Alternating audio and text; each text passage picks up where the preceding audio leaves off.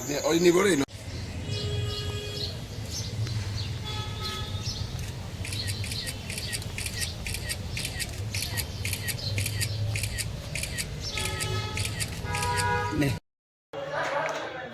গতকালকে গতকালকে বিকাল 3:30 নাগাদে আমার কাছে একটা গোপন সূত্রে খবর আসে যে একটা টমটমে কিছু এনডিপিএস আইটেম নিয়ে একটা যুগন্ধানগর উদ্দেশ্যে রেল স্টেশনের উদ্দেশ্যে যাবে।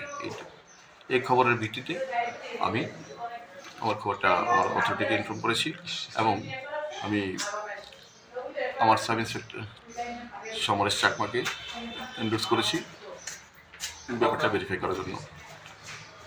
তো অ্যাকর্ডিংলি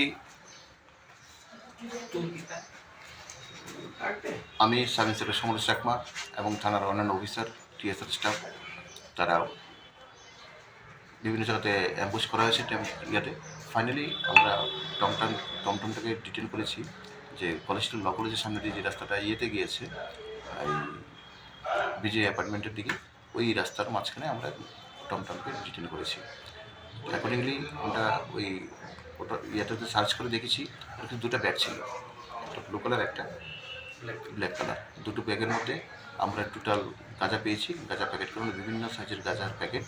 তো টোটালি আমরা যে ওয়েট করেছি একটা বেরিয়েছে 18 কেজি গাঁজা। তো অ্যাকর্ডিংলি আমরা ওদেরকে ডিটেন করেছি, দুজন টমটম চালক এবং যার সাথে ব্যাগ ছিল দুজনকে আমরা অ্যারেস্ট করেছি এবং সেই 18 কেজি গাঁজা আমরা সিজ করেছি। একটা অটোমেটিক স্পেসিফিক কেস রেজিস্ট্রেশন করেছি আমাদের সাব ইন্সপেক্টর শ্যামল দেবনাথ, ওসি পয়সা আউটপোস্ট কেস ইনভেস্টিগেশন করেছে।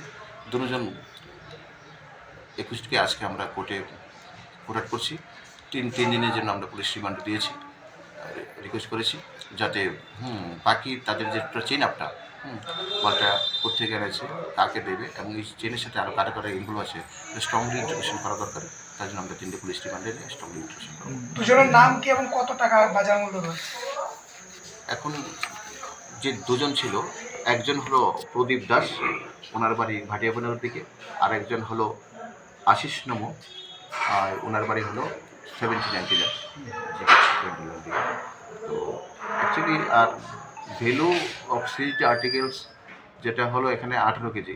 এখন 5,000 টাকা যদি কেজি ধরে বিক্রি হয় তো অ্যাপ্রক্স 90 কেজি, 90,000 হবে।